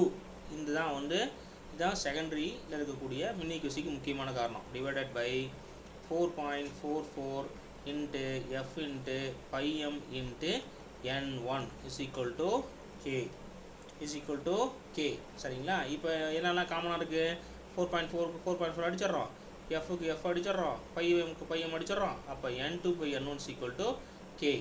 சரிங்களா, இப்போ என்ன கான்செப்ட்டு, அப்போ E2 divided by E1 is equal to N2 divided by N1 is equal to K. இதுதான் டிரான்ஸ்ஃபர்மேஷன் ரேஷியோ. சரிங்களா, டிரான்ஸ்ஃபர்மேஷன் ரேஷியோ இது வந்து ரொம்ப ரொம்ப முக்கியம். அடிக்கடி உங்கள் எக்ஸாமில் கேட்பாங்க. சரிங்களா, கே. சரிங்களா, இந்த கேங்கிறது தான் நம்ம சொல்லிட்டோம் டிரான்ஸ்ஃபர்மேஷன் ரேஷியோ அல்ல டிரான்ஸ் ரேஷியோ, ஏதோ ஒன்று எப்படின்னா நான் வச்சுக்கோங்க. டிரான்ஸ்ஃபர்மேஷன் ரேஷியோ இல்லைன்னா வந்து டிரான்ஸ் ரேஷியோ அப்படின்னு சொல்லிட்டு சொல்கிறாங்க. சரிங்களா, இதே மாதிரி நம்ம கரண்ட் ரேஷியோவும் கண்டுபிடிக்கணும். இப்போ வோல்டேஜ் ரேஷியோ கண்டுபிடிச்சிட்டோம், இதே மாதிரி கரண்ட் ரேஷியோ கண்டுபிடிக்கணும். சரிங்களா, கரண்ட் ரேஷியோ கண்டுபிடிக்கணும். ஸோ இந்த கரண்ட் ரேஷியோவை பொறுத்த வரைக்கும் இதே மாதிரி தான். இப்போ எப்படி நான் வந்து மின்னியக்கு விசை சொன்னேன் செகண்டரிக்கும் ப்ரைமரிக்கும், அதே மாதிரி நம்ம வந்து ப்ரைமரிக்கும் செகண்டரிக்கும் இருக்கக்கூடிய கரண்ட்டோட விகிதம். ஸோ இது கரண்ட்டுன்னு சொல்லும் போது நம்ம இப்படி சொல்ல முடியாது. கரண்ட்டுன்னு சொல்லும் போது எப்படி சொல்ல முடியும் அப்படின்னா, அதாவது வந்து அவுட்புட் பவர் பை இன்புட் பவர்னு சொல்லணும். ஸோ இப்போ கரண்ட்டை டைரெக்டாக கண்டுபிடிக்க முடியாது இல்லையா. அப்போ வந்து அப்பாரண்ட் ஒரு ஐடியல் டிரான்ஸ்ஃபார்மரில் அப்பாரண்ட் இன்புட் பவருக்கும், சரிங்களா, அப்பாரண்ட் இன்புட் பவருக்கும் அப்பாரண்ட் அவுட்புட் பவருக்கும் இடையே உள்ள அந்த விகிதம். ஸோ இப்போ apparent input power apparent output power பார்த்தீங்கன்னா இங்கே V1 I1 இருக்கும், இங்கே V2 I2 இருக்கும். சரிங்களா, இந்த ரியல் ரியாக்டிவ் அந்த அப்பாரண்ட் இதெல்லாம் நான் சொல்லித்தரேன். ட்ரையாங்கிள் கருன்னு ஒன்று இருக்குது, நீங்கள் இதை ஞாபகம் வச்சுக்கோங்க. இது ட்ரையாங்கிள் கருன்னு இருக்குது. சரியா, இது real power, reactive power, apparent பவர்னு இருக்குது. ஒன்றில் ஒரு பீர் பாட்டில் எடுத்துக்கிறீங்க, பீர் பாட்டிலேருந்து ஒரு டம்ளரில் வந்து ஒரு கண்ணாடி டம்ளரில் பீரை ஊற்றுனீங்க அப்படின்னா அதில் தண்ணி எவ்வளோ இருக்குது, அந்த ஃபோம் எவ்வளோ இருக்குது, நுரை எவ்வளோ இருக்குது. ஸோ அதுதான் யூஸபிள் அன்யூஸபிள். சரிங்களா, அப்போ மொத்தமாக சேர்ந்தது தான் வந்து டோட்டல் பவர் அது சொல்லுவாங்க. அதாவது யூஸ் பண்ணுற பவர் ரியல் பவரு, இந்த நுரையாக இருக்கிறது ரியாக்டிவ் பவரு. சரிங்களா, ஃபுல்லாக இருக்கிறது ஃபுல்லாகவே நம்ம வந்து என்ன சொல்கிறாங்க அப்படின்னா டோட்டல் பவர் அப்படின்னு சொல்கிறாங்க. ஸோ இது 3 ஃபேஸ் கான்செப்டில் வரும், இது அப்புறம் பார்த்துக்கலாம். இது பாருங்கள், இப்போ வந்து இன்புட் பவர் அவுட்புட் பவரை ஈக்குவல் பண்ணுறோம் அப்படின்னா நம்ம இந்த கரண்ட் ரேஷியோ கண்டுபிடிச்சிடலாம். ஸோ இப்போ பார்த்தீங்க அப்படின்னா இதை ரெண்டையும் நீங்கள் வந்து ஈக்குவல் பண்ணுறீங்க. அப்படி ஈக்குவல் பண்ணும்பொழுது ஐ எல்லாம் ஒரு பக்கமும் வி எல்லாம் ஒரு பக்கம் கொண்டு போகிறீங்க. ஸோ அப்போ I1 டிவைடட் பை I2, அதாவது ஐ இங்கே கொண்டு வந்துடுறேன். அதே மாதிரி V2 divided by V1. So which is equal to K. இது வந்து கரண்ட் ரேஷியோ. ரைட்டா? இது வந்து நீங்கள் என்ன தெரிஞ்சுக்கணும் அப்படின்னா, ரொம்ப ரொம்ப முக்கியமான விஷயம் என்ன தெரிஞ்சுக்கணும் அப்படின்னா, இங்கே பாருங்கள், இங்கே எழுதுகிற பாருங்கள், இந்த கேவோட மதிப்பு அப்படின்னு பார்க்கும்போது, சரிங்களா, கவனமாக பாருங்கள். மின்னியக்கு விசை U2 by E1 equal to சுற்றுகளின் எண்ணிக்கை N2 by N1 which is equal to நீங்கள் அப்ளை பண்ணுற வோல்டேஜோட மதிப்பு V1 minus E1 is equal to current மட்டும் எப்படி இருக்கும், மாறி இருக்கும். I1 divided by I2 which is equal to turns ratio. இது ரொம்ப ரொம்ப ரொம்ப முக்கியம். சரிங்களா, ரொம்ப ரொம்ப ரொம்ப முக்கியம். அப்போ நம்ம வந்து டிரான்ஸ்ஃபார்மரை எதில் சொல்கிறோம், டிரான்ஸ்ஃபார்மரில் டிரான்ஸ்ஃபார்மரோட லாஸஸ் வந்து வோல்டேஜையும் கரண்ட்டையும் மட்டும்தான் டிபெண்ட் பண்ணி இருக்கும். இந்த டிரான்ஸ்ஃபார்மரோட லாஸஸ் வந்து இந்த வோல்டேஜையும் இந்த கரண்ட்டு இது ரெண்டையும் மட்டும்தான் சார்ந்து இருக்கும். அதனால தான் என்ன சொல்கிறாங்கன்னா, டிரான்ஸ்ஃபார்மரோட ரேட்டிங் பார்த்தீங்கன்னா வோல்ட் ஆம்பியரில் சொல்கிறாங்க. சரிங்களா, டிரான்ஸ்ஃபார்மரோட ரேட்டிங் ஏன் வோல்ட் ஆம்பியரில் சொல்கிறாங்கிறத சொல்லிட்டேன். டிரான்ஸ்ஃபார்மரோட லாஸஸ் நீங்கள் இந்த டர்ன்ஸ் ரேஷியோ வச்சு பார்த்தீங்கன்னா தெரியும். இந்த டர்ன்ஸ் ரேஷியோ வச்சு டிரான்ஸ்ஃபார்மேஷன் ரேஷியோ வச்சு பார்த்தீங்கன்னா தெரியும். இதனுடைய லாஸஸ் வந்து எதில் இருக்கும், அப்ளை பண்ணுற வோல்டேஜ்னாலையும் கரண்ட்னாலிட்டி மட்டும்தான் டிபெண்ட் பண்ணியிருக்கும். அதனால தான் வந்து என்ன சொல்கிறாங்கன்னா, வோல்டேஜுக்கு யூனிட் வோல்ட்ஸு, கரண்ட்டுக்கு யூனிட் ஆம்ஸு. அதனால் வந்து டிரான்ஸ்ஃபார்மரோட ரேட்டிங் வந்து வோல்ட் ஆம்பியர் ரேட்டிங் அப்படின்னு சொல்கிறாங்க. இது ரொம்ப முக்கியம். ஓகேங்களா? இது வரைக்கும் புரியும்னு நினைக்கிறேன்.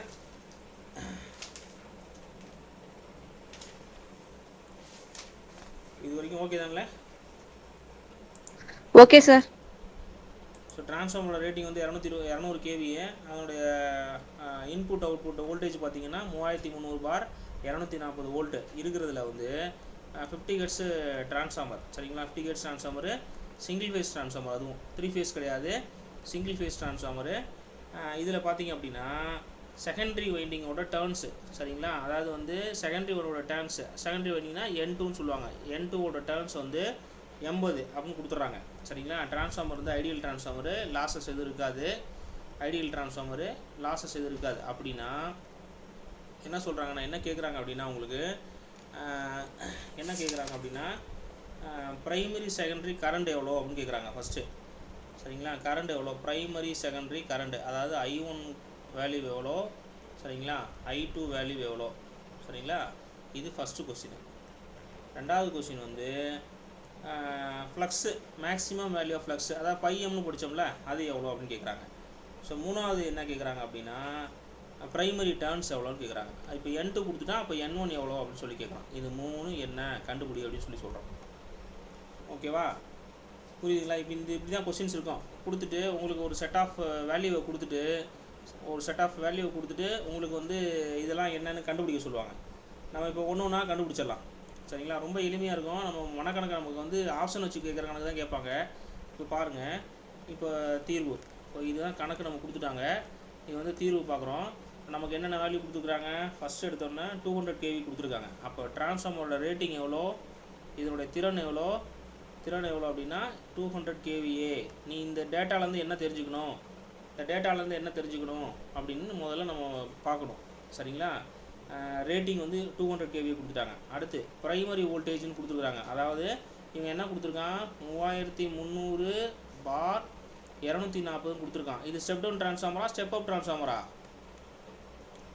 சொல்லுங்க பார்ப்போம். ஸ்டெப் டவுனா ஸ்டெப் அப்பா? இந்த மாதிரி போட்டாங்க அப்படின்னா இது வந்து ப்ரைமரி சைடு, இது வந்து செகண்டரி சைடு. இது ஸ்டெப் டவுனா ஸ்டெப் அப்பா ஸ்டெப் டவுனா? Step down sir. ஸ்டெப் டவுனா ஸ்டெப் டவுன். 240 பெருசான்னு பார்க்கணும். அப்போ 3300 தான் பெருசு. அப்போ இதுக்கு என்ன அர்த்தம், ஸ்டெப் டவுன் டிரான்ஸ்ஃபார்மர் அப்படின்னு அர்த்தம். அப்போ ஸ்டெப் டவுன் டிரான்ஸ்ஃபார்மர்னு அர்த்தம். இதுலேருந்து என்ன நமக்கு தெரிஞ்சுக்கணும் அப்படின்னா, ஸ்டெப் டவுன் அப்படின்னா என்ன சொல்லிட்டான், செகண்டரி டர்ன்ஸ் வந்து 80ன்னு கொடுத்துருக்கான். அப்போ N2 வந்து 80 கொடுத்துருக்கான். அப்போ N1 எப்படி இருக்கணும், N1 வந்து 80 பெருசாக இருக்கணும். கரெக்டு தானே? N1 எவ்வளோ இருக்கணும், N1 வந்து இந்த 80 பெருசாக இருக்கணும். சரிங்களா, அப்போ இது வந்து நம்ம இந்த இடத்துல என்ன தெரிஞ்சுக்கணும் அப்படின்னா, இதில் வந்து என்னென்ன கொடுத்துருக்குறானுங்க அப்படின்னா, இது வந்து ப்ரைமரி சைடு வோல்டேஜ், இது செகண்டரி சைடு வோல்டேஜ். அப்போ E1 மின்னியக்கு விசை E1ங்கிறது 3300. சரிங்களா, E2 அப்படிங்கிறது 240. நான் சொல்லிட்டேன் செகண்டரி டர்ன்ஸ் எவ்வளோன்னு சொல்லிட்டு 80. சரியா? இவ்வளோ தான் கொடுத்துருக்காங்க. நமக்கு இந்த ஒரு வேல்யூ மட்டும் கிலோவில் கொடுத்துருக்கான். அப்போ வந்து கிலோவை வந்து வோல்ட் ஆம்பியராக கன்வெர்ட் பண்ணிக்கணும். அப்போ 200 × 10⁻³ வோல்ட் ஆம்பியர். இவ்வளோ தான் டேட்டா கொடுத்துருக்காங்க. சரியா? இப்போ நம்ம ஒன்று ஒன்றா கண்டுபிடிக்கணும். சரி, ஃபஸ்ட்டு நமக்கு தெரியும் நமக்கு என்னென்ன ஃபார்முலா நம்ம படிச்சிருக்கோம். ஃபார்முலா 2 ஃபார்முலா தான் படிச்சிருக்கோம். சரிங்களா? என்னென்ன ஃபார்முலா படிச்சிருக்கோம். ஒன்று வந்து இஎம்எஃப் ஈக்குவேஷன் படிச்சிருக்கோம். அப்போ E1 = 4.44 F/m(n1). E2 = 4.44 πm(n2). சரிங்களா? E1 E2 கண்டுபிடிச்சிட்டோம். அடுத்து வந்து என்ன ட்ரான்ஸ்ஃபார்மேஷன் ரேஷியோ நமக்கு தெரியும். இதிலேருந்து E2/E1 = V2/V1 = N2/N1 = I1/I2 = K. இது வந்து ட்ரான்ஸ்ஃபார்மேஷன் ரேஷியோ நமக்கு தெரியும். ரைட்டா? இப்போ நமக்கு என்னென்ன தெரியணும். முதல்ல இதில் ஈஸியாக கண்டுபிடிக்கிறதுன்னு பார்ப்போம். இப்போ ஃப்ளக்ஸு இருந்தால் தான் இந்த ஃப்ளக்ஸ் இருந்தால் தான் மற்ற டான்ஸ்லாம் கண்டுபிடிக்க முடியும். ரைட்டா? E1 E2 கொடுத்துட்டாங்க. E1 E2 எல்லாமே கொடுத்துட்டாங்க. N2 கொடுத்துருக்குறாங்க. N2 இந்த ஃபார்முலாலேருந்து πm கண்டுபிடிச்சிடலாம். சரியா? அப்போ N1 N2 முதல்ல கண்டுபிடிக்கணும் இல்லையா? அப்போ N1 N2 முதல்ல கண்டுபிடிக்கணும் அப்படின்னா நான் ஏற்கனவே சொல்லிட்டேன். E2/E1 இப்போ தான் சொன்னேன் இந்த இடத்துல = N2/N1. நமக்கு தெரிஞ்ச மதிப்புலாம் இதில் சப்ஸ்டியூட் பண்ணுவோம். தெரியாத மதிப்பை கண்டுபிடிப்போம். அப்போ E2ங்கிறது இந்த இடத்துல 240, E1ங்கிறது 3300. சரிங்களா? N2ங்கிறது 80, N1ங்கிறது நமக்கு தெரியாது. அப்போ இதை தான் நம்ம கண்டுபிடிக்கணும். சரி, எப்படி எழுதலாம்? அப்படியே குறுக்கு பெருக்கல் பெருக்குங்க. இதை ஈக்குவல்ட்டுக்கு இந்த பக்கம் கொண்டு போங்க. ஈக்குவல் இந்த பக்கம் போனால் N1 ஆகிடுமா? ஸோ 80 மட்டும் மேலே இருக்குமா? ஸோ இது தலைகீழாக வருமா? இங்கே இருக்கிறத வந்து 3300 மேலே போய்டும், 240 கீழே வந்துடும். அப்போ 3300 / 240. சரியா? இப்படி தான் நம்ம போட்டுக்க போகிறோம். இப்போ 0க்கு 0 அடிச்சிருவோம். இந்த 0க்கு இந்த 0 அடிச்சிருவோம். சரிங்களா? இப்போ நம்ம என்ன வாய்ப்பாடு அடிப்போம்? ரெண்டாம் வாய்ப்பாடு அடிப்போம். 1 2 2 2 4. இங்கே வந்து 4 2 8. திருப்பி ரெண்டாம் வாய்ப்பாடு அடிப்போம். 2 2 4 6 2 12. அப்போ 1 2 எவ்வளோ ஆச்சு? 3 2 6. சரிங்களா? இப்போ 3 வாய்ப்பாடு 1 3 3 பாருங்கள், 1 3 3 1 3 3. அப்போ 0 0. அப்போ அங்கே எவ்வளோ? 1100 டர்ன்ஸு. அப்போ என்னோட மதிப்பு எவ்வளோ? 1100 டர்ன்ஸு. ஓகேங்களா? இது புரியுதா? இதில் ஏதாவது சந்தேகம் இருக்குங்களா யாருக்காவது? 1 கண்டுபிடிச்சாச்சு. ஓகே தானே? இது கிளியரில்? இது வந்து 1 கண்டுபிடிச்சாச்சு. அப்போ டர்ன்ஸோட மதிப்பு கண்டுபிடிச்சாச்சு. கணக்கு கேட்பானாலும் நீங்கள் பாட்டுக்கு பார்க்காதீங்க. இதெல்லாம் கேட்கவே இல்லை பரீட்சையிலன்னு. கண்டிப்பாக நம்ம எழுதுகிற பரீட்சையில் கேட்பான். சரிங்களா? சிம்பிளான கணக்காக கண்டிப்பாக கேட்பான். சரி, அப்போ இது கண்டுபிடிச்சாச்சு. ஸோ இப்போ அடுத்து கண்டுபிடிக்கிறோம். அடுத்து என்ன கண்டுபிடிக்க போகிறோம் அப்படின்னா நம்ம I1 I2 கண்டுபிடிப்போம் அடுத்து. சரிங்களா? I1 I2 கண்டுபிடிப்போம். நான் ஏற்கனவே சொல்லிட்டேன். I1 I2 பொறுத்த வரைக்கும் இல்லை, I1 I2 கூட வேணாம். நான் N1 கண்டுபிடிச்சிட்டோம்ல. அப்போ πmோட மதிப்பு கண்டுபிடிச்சிருவோம். πmோட மதிப்பு முதல்ல கண்டுபிடிச்சிருவோம். ஸோ πmோட மதிப்பு எப்படி கண்டுபிடிக்கிறது அப்படின்னா அப்போ E1 = 4.44 × F × πm × N1. ஓகேவா? இதுலேருந்து எனக்கு என்ன வேணும்? πm தான் வேணும். அப்போ நான் அந்த ஃபார்முலாவை எப்படி எழுதிக்கிறேன்? πm = இதை மட்டும் இங்கிட்ட வச்சுட்டு மற்றதெல்லாம் கீழே கொண்டு வந்துடுறேன். E1 / எல்லாம் இந்த ஃபேக்டர் எல்லாத்தையும் நான் என்ன பண்ணிடுறேன்னா டினாமினேட்டர் கீழே கொண்டு வந்து இந்த இடத்துல எழுதிடுறேன். சரியா? E1 4.44. சரிங்களா? F N1. நமக்கு என்னென்ன தெரியும்? E1ஓட மதிப்பு என்ன தெரியும்? 3300ன்னு தெரியும். சரிங்களா? 4.44 × ஃப்ரீக்வன்சி வந்து 50 ஹெர்ட்ஸ்னு கொடுத்துருக்காங்க. N1ஓட மதிப்பு வந்து என்ன அப்படின்னா இந்த இடத்துல N1 என்ன கண்டுபிடிச்சிருக்கோம்? 1100 கண்டுபிடிச்சிருக்கோம். இப்போ 0 அடிச்சிருங்க. 1 11 11 3 11 33. ஸோ இதெல்லாம் வந்து சுருக்கி போடுறீங்க. சரிங்களா? சுருக்கி இதை போடுறீங்க. சரியா? 4.44 × 50. இதை கால்குலேட்டரில் போட்டு சொல்லுங்கள். சரி, πm இப்போ கண்டுபிடிச்சிட்டோம். இதுக்கு யூனிட் என்ன? ஃப்ளக்ஸுக்கு யூனிட் என்ன? வெப்பர். இது ஒரு வேல்யூ வரும் இல்லையா? நீங்கள் கால்குலேட்டரில் போட்டுங்க. கால்குலேட்டரில் போட்டிங்கன்னா அதான் அந்த வேல்யூ. சரிங்களா? நமக்கு கால்சி கிடையாது, மனக்கணக்காக போடணும். இது ரொம்ப நீண்டுட்டு போவோம். நீங்கள் கால்சியில் இப்போதைக்கு போட்டுங்க வெப்பர். சரிங்களா? ஆப்ஷனில் கேட்டால் எப்படி ஈஸியாக அடிக்குதுன்னு அப்புறம் சொல்லித்தரேன். சரி ரைட்டு. அடுத்து பார்த்தீங்கன்னா கரண்ட் கண்டுபிடிக்கணும். இப்போ கரண்ட் கண்டுபிடிக்கணும் அப்படின்னா சரி இப்போ செகண்டரி அவுட்புட் என்ன அப்படின்னு பார்ப்போம். ஓகேவா? இப்போ ரேட்டிங்கை பொறுத்த வரைக்கும் என்ன சொல்கிறாங்க அப்படின்னா ரேட்டிங் ஈக்குவல் டு சரிங்களா, rating equal to 200 × 10⁻³ volt ampere. நமக்கு இந்த ரேட்டிங் தெரியும் சரிங்களா. இது செகண்டரியாக இருந்தால் சரிங்களா E2 I2. இதே இந்த பக்கம் பிரைமரியாக இருந்தால் E1 I1 equal to 200 × 10⁻³ volt ampere. சரிங்களா. இப்போ என்ன பண்ணுறோம், இந்த இடத்துல நான் என்ன பண்ணுறேன், எனக்கு என்ன தெரியும், எனக்கு I2 தான் கண்டுபிடிக்கணும். அப்போ I2 equal to 200 × 10⁻³ divided by E2. ஓகேவா? அதே மாதிரி இங்கே என்ன பண்ணுறேன், I1 வேணும் அப்படின்னா equal to 200 10⁻³ divided by E1. ஓகேவா? இப்போ எனக்கு இந்த மதிப்பு தெரியும், சப்ஸ்டிட் பண்ணுங்கள். E2 மதிப்பு என்ன, E2 மதிப்பு என்ன சொல்லுங்கள். 200 × 10⁻³ 240 வோல்டேஜ் தானே. 3300 ரூபாய் 240 தானேம்மா. என்ன நல்லா தூங்குறீங்களா? வருமா 3400 240. சரிங்களா. இதை வந்து கண்டுபிடிச்சி சொல்லுங்கள். I2 மதிப்பு என்ன கண்டுபிடிங்க. இதே மாதிரி I1 மதிப்பை பொறுத்த வரைக்கும் 200 × 10⁻³ டிவைட் பை 3300 போட்டு சொல்லுங்கள். I1 ஈக்குவல் டு என்ன வேல்யூ, அதனோட யூனிட் வந்து ஆம்ப்ஸு. இங்கேயும் வந்து ஆம்ப்ஸு.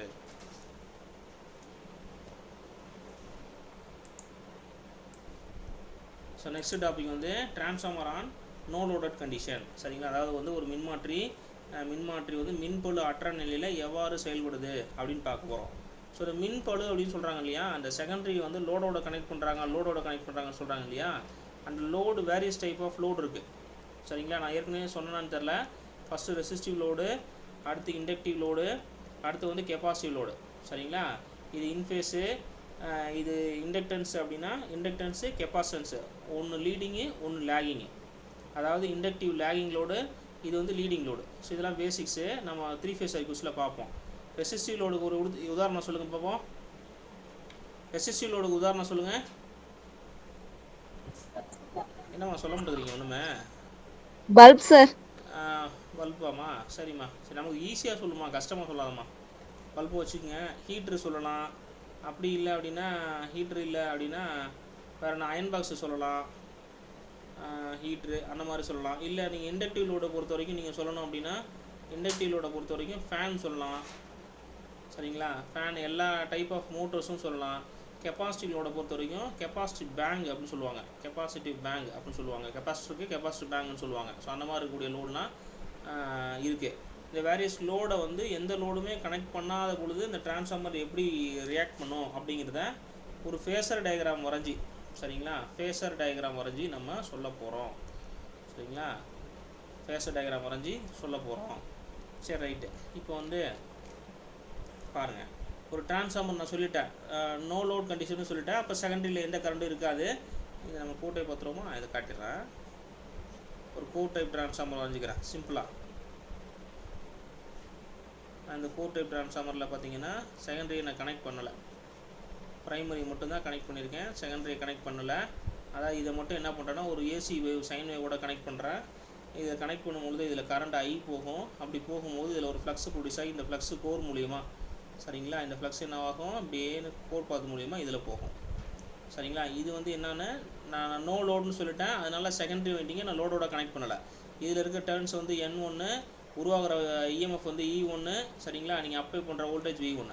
ஸோ இதில் பார்த்தீங்கன்னா இருக்கக்கூடிய turns N2, E1 E2. So அக்ராஸாக நீங்கள் பார்த்தா V2. சரிங்களா. ஸோ இதில் இருக்குது, இதில் I1, இதில் I2. சரி, இதில் ஃப்ளோ ஆகிறது I1, இதில் ஃப்ளோ ஆகிறது I2. சரி ஓகே. இப்போ நான் என்ன சொல்லிட்டேன் அப்படின்னா நோ லோட் கண்டிஷன்னு சொல்லிட்டேன். இப்போ நோ லோட் கண்டிஷன் அப்படின்னா நான் எந்த செகண்டரியில் எதுவும் கனெக்ட் பண்ணலை, சப்ளை மட்டும் அப்ளை பண்ணியிருக்கேன்னு அர்த்தம். சரிங்களா. அப்போ அந்த மாதிரி இருக்கிற டைமில் பார்த்தீங்க அப்படின்னா, சரிங்களா, ஒரு நோ லோட் கரண்ட்டு ஒன்று ஃப்ளோ ஆகும். அப்போ நான் செகண்டரியில் லோடு கனெக்ட் பண்ணால் லோடு கரண்ட்டு ஃப்ளோ ஆகும். லோடு கனெக்ட் பண்ணுறதுக்கு முன்னாடி பார்த்தீங்க அப்படின்னா இந்த ப்ரைமரி வைண்டிங்கில் வந்து ஏசி சப்ளை கொடுக்கறதுனால ஒரு I0 அப்படிங்கிற ஒரு நோ லோட் கரண்ட் வந்து ஃப்ளோ ஆகும். சரிங்களா, I0 அப்படின்னு சொல்லக்கூடிய ஒரு நோ லோட் கரண்ட் வந்து ஃப்ளோ ஆகும். இந்த நோ லோட் கரண்ட்டு பார்த்திங்க அப்படின்னா வோல்டேஜுக்கு லேகில் இருக்கும். சரிங்களா, ஸோ இதை தான் இந்த இடத்துல வரைகிறாங்க. இது வந்து முக்கியமானது.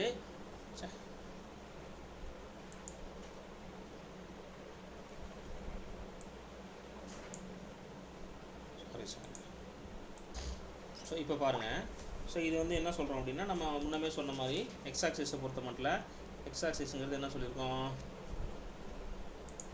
எக்ஸ் ஆக்சிஸ் வந்து நம்ம இந்த இடத்துல வந்து என்னென்ன காம்பவுண்ட் இருக்குது, ஒய் ஆக்சிஸில் என்னென்ன காம்பவுண்ட் இருக்குதுன்னு பார்க்க போகிறோம். சரிங்களா, ஸோ இதில் பார்த்திங்க அப்படின்னா ஃபஸ்ட்டு இந்த ஃப்ளக்ஸை வந்து எக்ஸ் ஆக்சிஸ்லேயும் மேக்னெட்டிக் ஃப்ளக்ஸை எக்ஸ் ஆக்சிஸ்லேயும் அப்ளைடு வோல்டேஜ் இருக்கு இல்லையா, அதை வந்து ஒய் ஆக்சிஸ்லேயும் நான் எடுத்துக்கிறேன். ஸோ அப்படி எடுத்துக்கும் போது பார்த்தோன்னா நோ லோட் கண்டிஷனில் ஒரு நோ லோட் கரண்ட்டு, சரிங்களா, அதாவது லோடு இல்லை கனெக்ட் பண்ணாத பொழுது ஒரு நோ லோட் காம்பனண்ட், ஒரு நோ லோட் கரண்ட்டு இப்படி ஃப்ளோ ஆகும். சரிங்களா, ஒரு நோ லோட் கரண்ட் ஃப்ளோ ஆகும். இந்த நோ லோட் கரண்ட்டு பார்த்திங்க அப்படின்னா ரெண்டு விதமாக க்ரியேட் ஆகும். என்னென்ன ரெண்டு விதமாக க்ரியேட் ஆகும்னா, ஒன்று வந்து மேக்னடைசிங் காம்பனண்ட்டு. மேக்னடைசிங் காம்பனண்ட் வந்து பார்த்திங்கன்னா எக்ஸ் ஆக்சிஸில் இருக்கும் IM, இன்னொன்று ஒர்க்கிங் காம்பனண்ட்னு ஒன்று வரும், அது வந்து IW. சரிங்களா, ஸோ இதனுடைய வெக்டர் சம் தான் வந்து இந்த I0 இருக்கும் அப்படின்னு சொல்லிட்டு சொல்லியிருப்பாங்க. சரிங்களா, சரி, இந்த மேக்னடைசிங் காம்பவுண்ட் ஒர்க்கிங் காம்பவுண்டுக்கும் பரிச்சைக்கு என்ன சம்மந்தம் அப்படின்னா, இந்த ஒர்க்கிங் காம்பவுண்ட் மேக்னடைசிங் காம்பவுண்ட் இருக்கு இல்லையா, அந்த கோரில் உருவாக்கக்கூடிய லாஸஸுக்கு தேவையான பவரை கொடுக்குறது இதுதான். ஸோ இந்த நீங்கள் தெரிஞ்சுக்கிட்டிங்கன்னா போதுமானது. சரிங்களா, வேறு ஒன்றும் தேவையில்லை. இந்த காம்பவுண்ட் IMங்கிறது வந்து, ஸோ இந்த இடத்துல வந்து IMங்கிறது மேக்னடைசிங் கரண்ட்டு, மேக்னடைசிங் கரண்ட் அப்படின்னு சொல்லுவாங்க, மேக்னடைசிங் கரண்ட் அப்படின்னு சொல்லுவாங்க. இந்த மேக்னடைசிங் கரண்ட் அப்படிங்கிறது பார்த்திங்க அப்படின்னா 90 டிகிரி லேகில் இருக்கும். அதாவது வந்து IM = I0 sin ஒமேகா, அதாவது sin θ0 அப்படின்னு சொல்லுவாங்க. சரிங்களா, ஒர்க்கிங் காம்பனண்ட் அப்படிங்கிறது iron losses component, iron losses component அப்படின்னு சொல்லுவாங்க. ஒன்றும் இல்லைங்க, கோர் நீங்கள் இருக்கும்போது கோரில் ரெண்டு வகையாக லாஸ் ஏற்படுங்க. ஒன்று மேக்னெட் லாஸு, இன்னொன்று எடி கரண்ட் லாஸுங்க. அந்த ரெண்டு லாஸுக்கும் தேவையான கரண்ட்டை கொடுக்குறது, திறனை கொடுக்குறது இதுதாங்க, வேறு ஒன்றும் இல்லை. சரிங்களா, இதில் வேறு நீங்கள் எதுவுமே வந்து நீங்கள் இது பண்ண தேவையில்ல. அதாவது அயன் லாஸ் காம்பவுண்ட் அப்படின்னு சொல்லுவாங்க, ஆர் வந்து இது வந்து ஒர்க்கிங் காம்பவுண்ட் அப்படின்னு சொல்லுவாங்க. Iron loss compound or working compound அப்படின்னு சொல்லிட்டு இதை சொல்லுவாங்க. ஸோ இது வந்து என்ன பார்த்தீங்கன்னா IW = I0 cos θ0 அப்படின்னு சொல்லிட்டு சொல்லுவாங்க. ஸோ இதில் பொறுத்த மட்டும் நோ லோட் இன்புட் பவர் என்னன்னு தெரிஞ்சுக்கிட்டால் போதுமானது. இந்த நோ லோட் இன்புட் பவர் அப்படிங்கிறது, சரிங்களா, நோ லோட் இன்புட் பவர் அப்படிங்கிறது பார்த்திங்கன்னா V0 I0 cos θ0. சரிங்களா, இது தெரிஞ்சால் போதுமானது, வேறு ஒன்றும் இல்லை. இந்த வெக்டார் கூட்டுத்தொகைன்னு சொன்னேன் இல்லையா, ஸோ இந்த இடத்துல நம்ம பிதாகரஸ் சைனை பயன்படுத்தி இந்த I0ஓட மதிப்பை கண்டுபிடிச்சிடலாம். சரிங்களா, இப்போ இங்கே I0² அதாவது வந்து ஒரு முக்கோணம் இருக்குது, முக்கோணத்தோட வந்து இந்த பக்கம் இருக்குது இல்லையா, முக்கோணத்தோட இந்த பக்கம் ஸ்கொயர்டு = இந்த பக்கம் ஸ்கொயர்ட் ப்ளஸ் இந்த பக்கம் ஸ்கொயர்ட். சரிங்களா, அதாவது கர்ணம் ஸ்கொயர்ட், கர்ணம்ங்கிறது இந்த இடத்துல வந்து I0², கர்ணம் ஸ்கொயர்டு = அடுத்துள்ள பக்கம் ஸ்கொயர்டு ப்ளஸ் வந்து எதிர்பக்கம் ஸ்கொயர்டு. இதான் வந்து பிதாகரஸ் செய்கிறோம். இதன் அடிப்படையில் நம்ம I0 கண்டுபிடிக்க போகிறோம். I0² IM² plus IW². So இதிலேருந்து நம்ம என்ன கண்டுபிடிக்கலாம், I0 எப்படி கண்டுபிடிக்கலாம்னா, I0 ஸ்கொயர் இருக்கிறதுனால நான் ஸ்கொயர் ரூட்டாக போட்டுக்கிறேன், IM² plus working component square. இவ்வளோ தான் கான்செப்ட். நீங்கள் என்ன தெரிஞ்சுக்கணும் அப்படின்னா, இதனுடைய கன்க்ளூஷன் என்ன அப்படின்னா, இந்த டிரான்ஸ்ஃபார்மர் நான் நோ லோட் கண்டிஷனில் இருக்கும்போது, சரிங்களா, ஒரு மின்மாற்றி மின்பொழு அற்ற நிலையில் இருக்கும்பொழுது அந்த கோர் இருக்கு இல்லையா, சிலிக்கான் சீலான கோரில் வந்து இரண்டு வகையான இழப்புகள் ஏற்படும். ஒரு இழப்பு வந்து அயான் லாஸஸ் இழப்பு, இன்னொரு இழப்பு வந்து இந்த மேக்னெட்டாக அந்த ஃப்ளக்ஸ் போகிறதுனால உருவாகக்கூடிய அந்த ஹைசசிஸ் இழப்பு அப்படின்னு சொல்லுவாங்க. சரிங்களா, அந்த ரெண்டு இழப்புக்கு தேவையான அந்த கரண்ட்டை, அந்த ரெண்டு இழப்புக்கு தேவையான கரண்ட்டை கொடுக்குறது எது அப்படின்னா இந்த நோ லோட் காம்பனண்ட் தான். அந்த no load component I0 working component plus வந்து மேக்னடைசிங் காம்பனண்ட். சரிங்களா, அந்த மேக்னடைசிங் காம்பனண்ட், மேக்னெட்னாவே அது சைன் வேவ் வந்துடும். சரி, மேக்னெட் அது எப்போ மேக்னெட்டாக ஒர்க் ஆகும் அப்படின்னா பாசிட்டிவ் 0 இருந்தால் தான், அதாவது ஜீரோ சீக்வன்ஸ் இருந்தால் தான் மேக்னெட்டாகவே ஆக்ட் ஆகும். சரிங்களா, ஒவ்வொரு சைக்கிளுக்கும் 0 வரணும் அப்படின்னா மட்டும்தான் இது வந்து உருவாகும் அப்படின்னு சொல்லி சொல்லுவாங்க. ஸோ ஒர்க்கிங் காம்போனண்ட்டுங்கிறது அந்த இடத்துல காஸ் தீட்டா வரும். சரிங்களா? எடி கரண்ட் லாஸஸ் பொறுத்த வரைக்கும் காஸ் தீட்டா வரும். இதுதான் நோ லோட் பவருங்கிறது V0 I0 காஸ் தீட்டா, இதுதான். சரிங்களா? ஸோ இன்றைக்கி கிளாஸில் நம்ம இது வரைக்கும் என்னென்ன பார்த்துருக்கோம் அப்படின்னா, இதில் ஏதாவது சந்தேகம் இருக்குங்களா உங்களுக்கு? ஏதாவது சந்தேகம் இருந்தால் கேளுங்க. இன்றைக்கி கிளாஸில் நம்ம என்ன பார்த்துருக்கோம் அப்படின்னா, ட்ரான்ஸ்ஃபார்மரோட பேசிக் பார்த்தோம், ரீகால் பண்ணோம். சரிங்களா? பேசிக்ஸை ரீகால் பண்ணோம், அது என்னென்ன பிரின்சிபலில் ஒர்க் ஆகுது அப்படின்னு சொல்லிட்டு படித்தோம். அதுக்கப்புறம் பார்த்திங்க அப்படின்னா பேசிக்ஸுக்கு அப்புறம் வேறு என்ன பார்த்தோம் அப்படின்னா இஎம்எஃப் ஈக்குவேஷன் பார்த்தோம். சரிங்களா? இஎம்எஃப் ஈக்குவேஷன்னா என்னென்ன இருக்குது அப்படின்னு சொல்லிட்டு பார்த்தோம். ட்ரான்ஸ்ஃபார்மேஷன் ரேஷியோ பார்த்தோம். இந்த ட்ரான்ஸ்ஃபார்மேஷன் ரேஷியோவில் கரண்ட் ரேஷியோ வோல்டேஜ் ரேஷியோ ரெண்டுமே பார்த்தோம். சரிங்களா? ரெண்டுமே பார்த்தோம். வேறு என்ன பார்த்தோம்?